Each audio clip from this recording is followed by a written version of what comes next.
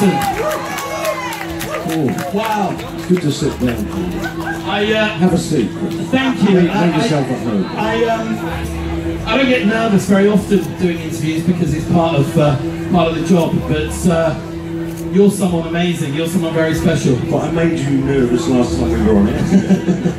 Yes, so 3 years ago I interviewed Matt, and we talked about Hyena, the Heat soundtracks, the film, and we had a really in-depth and very lovely conversation.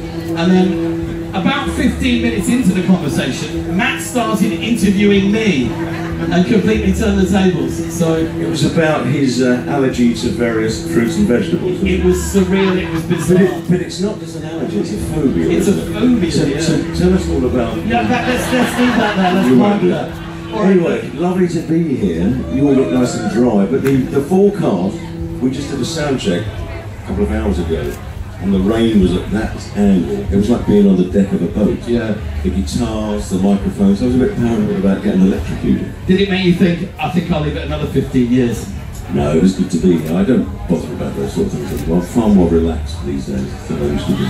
Matt, so you've had a fantastic week. Yeah, big time. Glasgow and Birmingham last night. And Newcastle before that. How's it been? It's been great. The whole tour has exceeded all my expectations, really, because being away for 16 years, you're never quite sure if you can still do it, if you still want to do it, if there's still an audience there for you. So we worked very, very hard. We worked very hard in rehearsals. I've got a fantastic band, which is members of various other bands that I've had over the years. Including Little Barry. Little Barry's phenomenal guitarist. Yeah. Earl Harvin, phenomenal drummer. James Eller on bass, DC Collard on keyboard. So 3 of the guys I've worked with before. So we're all friends as well as bandmates, so we hang out together a lot, have a laugh together a lot, and respect each other musically. Is that something that you missed in the time that, I think we can officially say you were away? This is a comeback, isn't it? Yeah, it's a comeback special, named after the Elvis Presley tour, but I'm not wearing a black leather catsuit. Sorry to disappoint you, It's a red leather catsuit. So, yeah, it was very tongue-in-cheek. Contrary to people's preconceptions, there does have a lot of humour about it.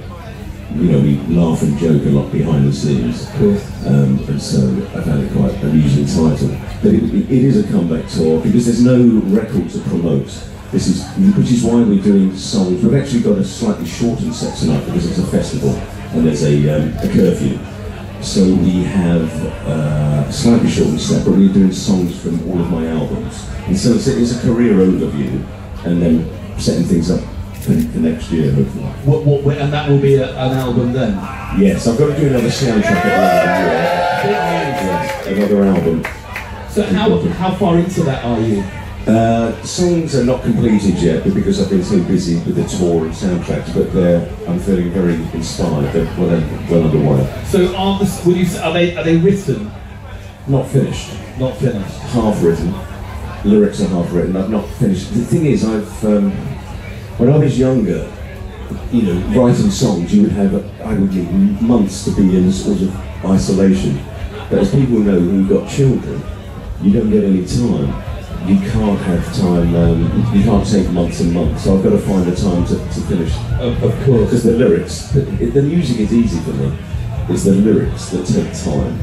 You know, to really create lyrics that have some longevity, it takes a bit of time. Yeah, that's an interesting point. I was talking to a young band recently who said that they're keen to shy away from referencing smartphones or iPads. They find those reference points awkward. And they don't think there's longevity in lyrics that include references like that. Yeah, that's a good point, I think. Because culture, you know, contemporary popular culture is very transient. You know, and it dates things very quickly. For instance, when you see films, you know, films from the 1990s that have mobile phones that are about that big. Yeah. You know, so references that changes. Whereas contemporary or permanent subjects like love, sex, death, war, politics, religion, those things never go out of fashion. Were you thinking in the same way when you were writing first time around? Yeah. That's always been an ethos? Yeah. because the things I enjoyed reading and looking at and thinking about were those sort of subject matters. Sure. You know, the things that are deeper. Let's rewind. You talked about a career retrospective. It's been an extraordinary career, and it all started whenever it was in a pub, I guess, as a family. When did you decide that you could make a living out of making music? Well, I knew I was going to be a singer from the age of 4 or 5. What was it? I don't know, because I was around music a lot, and the customers in the pub would always, you know, as we were little kids hanging around, they would say, you know, as you do, as adults tend to do to children, what do you want to be when you grow up? And I would say a singer or an actor. An actor. And then it was my cousin Peter became the actor, and I obviously became a singer, but I just knew at an early age. But I realised how lucky I am because I have children. My eldest, who's 21 now, and like a lot of young people, don't know what they want to do with their lives. If there ever was a choice between music and acting, we all know that you made the right choice.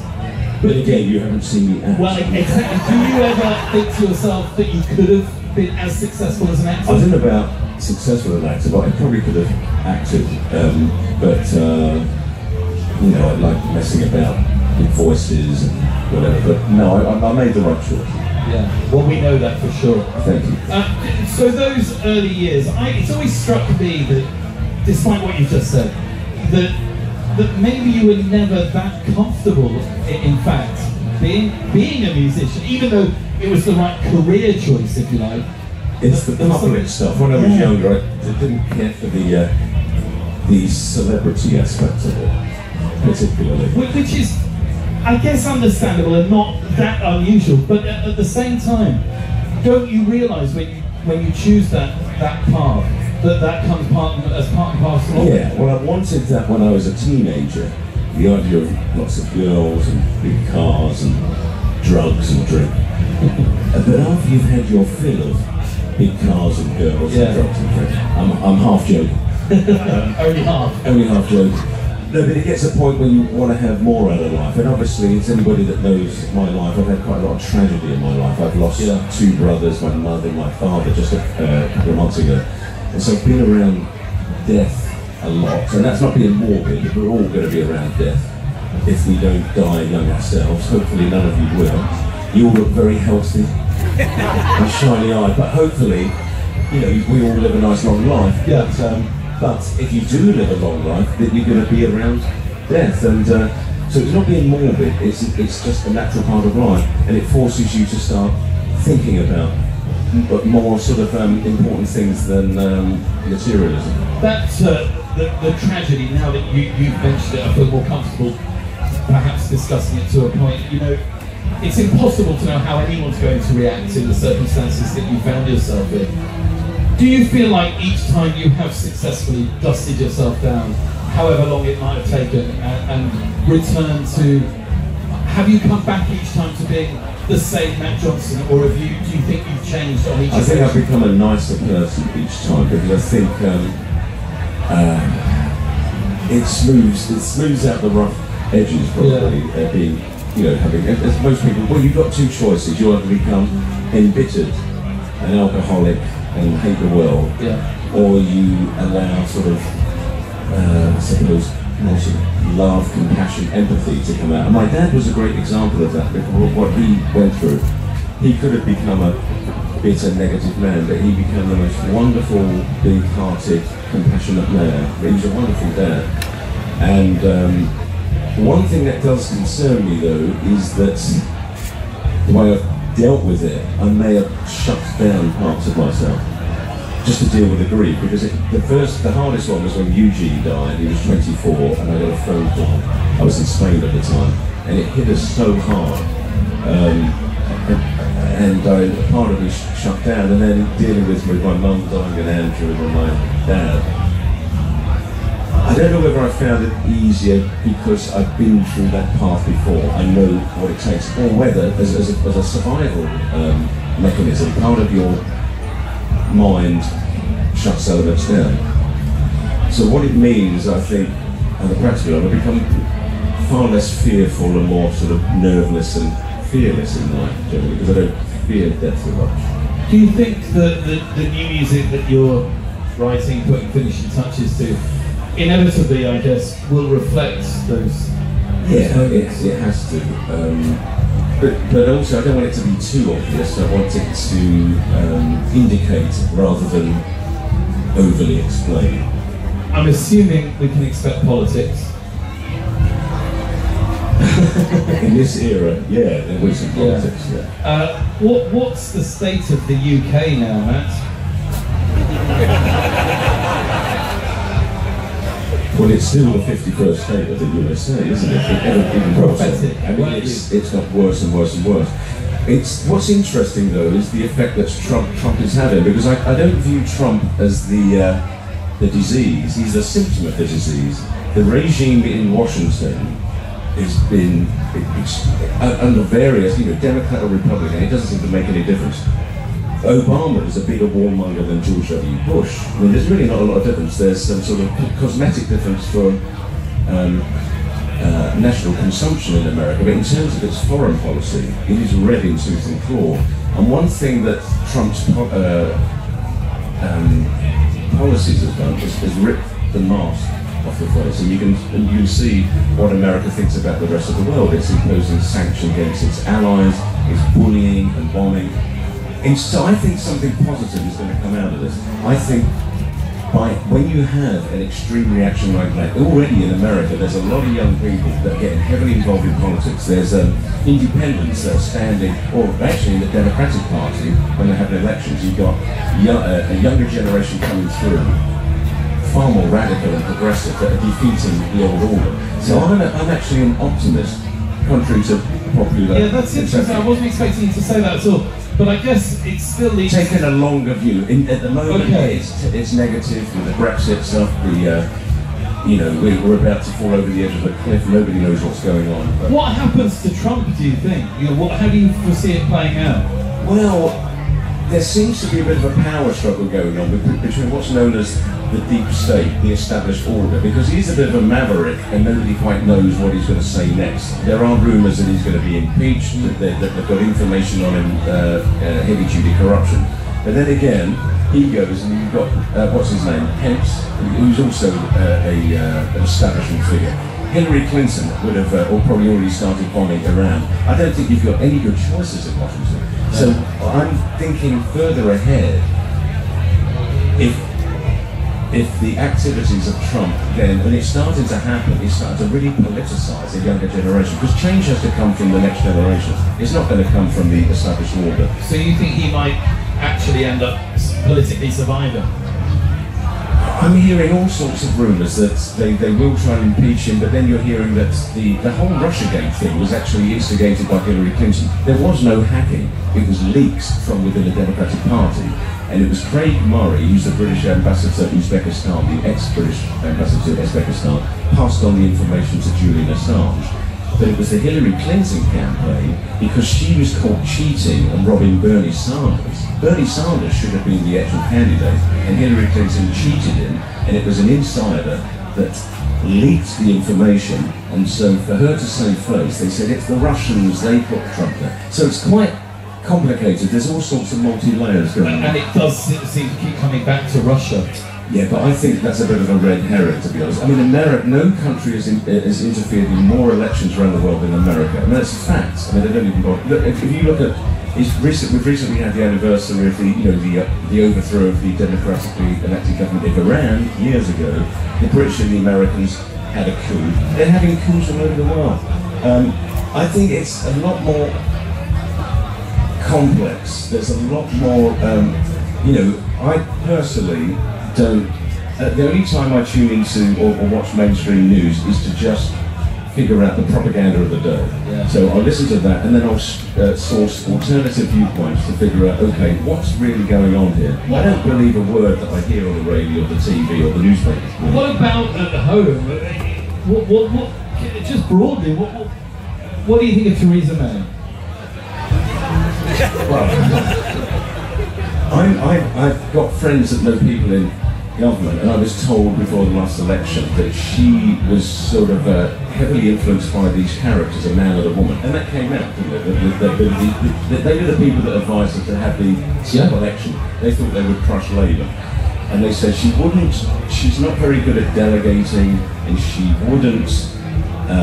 tries to sort of keep things to herself. She doesn't involve a lot of the other government. She's quite insecure, quite sort of nervous about her position, naturally, because there's a lot of hyenas surrounding her. What I'm hearing is that it's complete chaos behind the scenes. They haven't got a clue, well, it's kind of self-evident really from their behaviour, but they haven't got a clue about how to get themselves out of this situation. It's chaotic. So Jeremy Corbyn, is he the answer? Depends what the question is.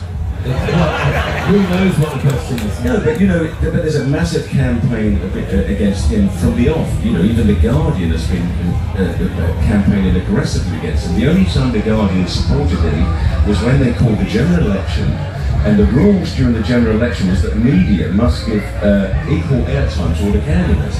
So all of a sudden, the media had to then allow Corbyn to express his points of view. And that's when he shot up in the polls, because the big general public was saying, hang around, this guy's actually, I agree with a lot of what he's saying.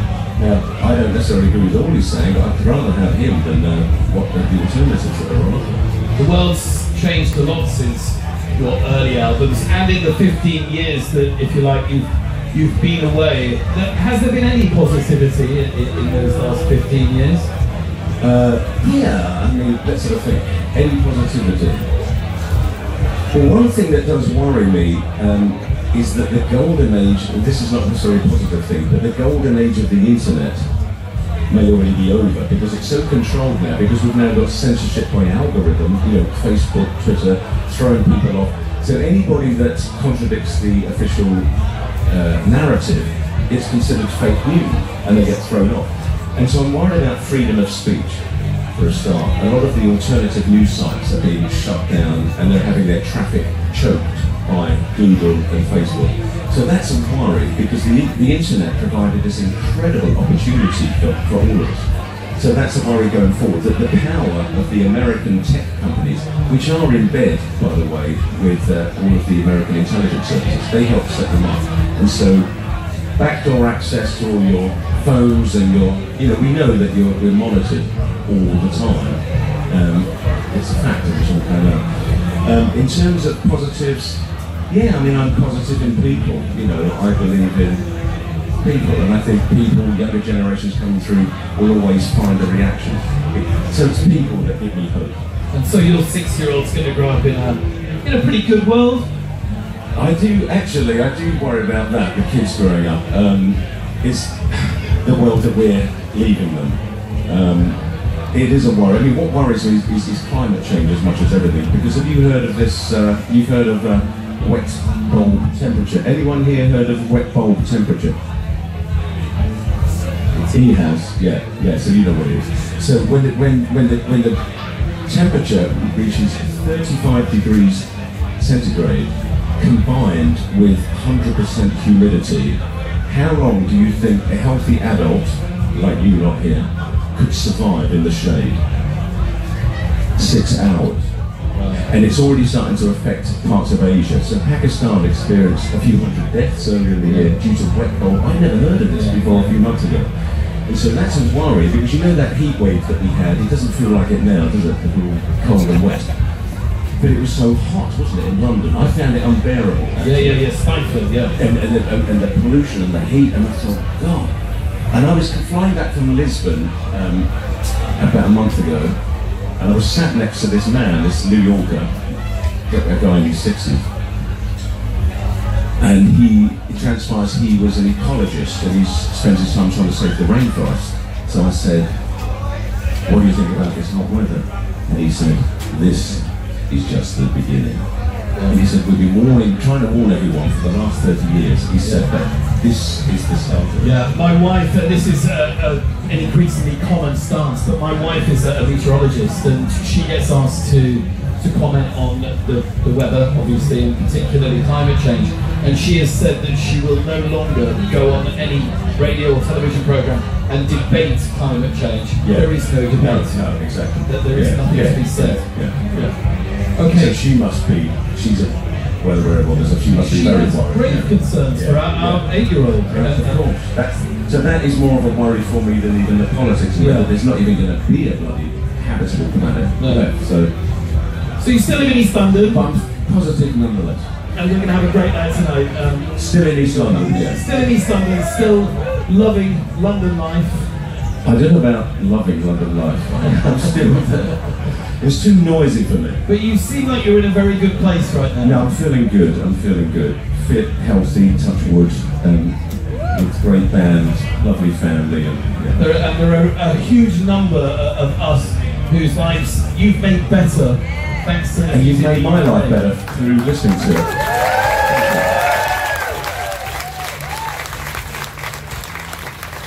Like I always like to say, music doesn't exist without an audience to listen. So no matter how good it is, you know, it's a two-way thing. And when we go on stage, you know, it's really an interaction. We get our energy from you guys as well. You know, it's a two-way thing. And you still get that buzz. Yeah. You wouldn't be doing it again. No, I won't do it. I never do anything I don't want to do. Well, as my teachers at school used to know. And I think that makes me feel all the more privileged that you've spent the time with us this afternoon. It's lovely. Seriously, as a huge anxious fan. And no mention of vegetables. Not one at all. Look, I know that you've got stuff to do, obviously, ahead of tonight. So it's going to be, what can we expect? Just once more? I think it's about a 75-minute set, but it will be, like I mentioned earlier on, a sort of, you know, a career overview. So there'll be songs from each of the albums. There are some songs we couldn't do because of the nature of the lineup, and also we're not using sequencers, synthesizers, samplers. We don't use auto cues, in-ears. It's 5 musicians. It's fairly stripped down, but I think it's a powerful song. And you're loving your band, right? I love the band. They're great guys. Great guys. It's fantastic. We'll all share one giant bunk on our bed. That's what we all imagine. Yeah. A circular one. And the album, wearing our pajamas. The album is coming along nicely. We can expect that sometime in the new year. Yeah, sometime later in the year. Yeah. Later next year. Okay, for now. Do you mind standing? Oh. Ladies and gentlemen. Thank you. Legend. And see you later. Matt Johnson. Where you ready?